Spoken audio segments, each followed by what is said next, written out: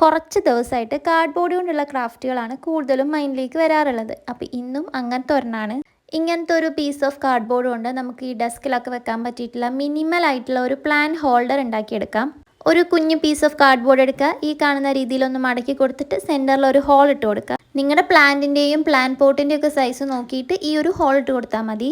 ഇനിയും വേണം ഒരു കുഞ്ഞു പീസ് ഓഫ് കാർഡ്ബോർഡ് ഈ രീതിയിലൊന്ന് കട്ട് ചെയ്തിട്ട് ഇങ്ങനെയൊക്കെ ഒന്ന് ഒട്ടിച്ചെടുക്കുക.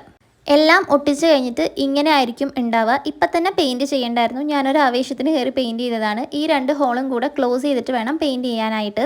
പിന്നില്ലേ നമ്മുടെ കുറച്ച് വ്യൂവേഴ്സ് പേര് പറയാൻ ചോദിച്ചിട്ടുണ്ടായിരുന്നു. ജന്ന, മിത, അക്സ, ശ്രീനന്ദ, ദിയ, അവനി, ഷൈഹ, ഫർഹി ആൻഡ് ലിജയാണ് പറഞ്ഞിട്ടുള്ളത്. അപ്പോൾ ഹായ് ഓൾ.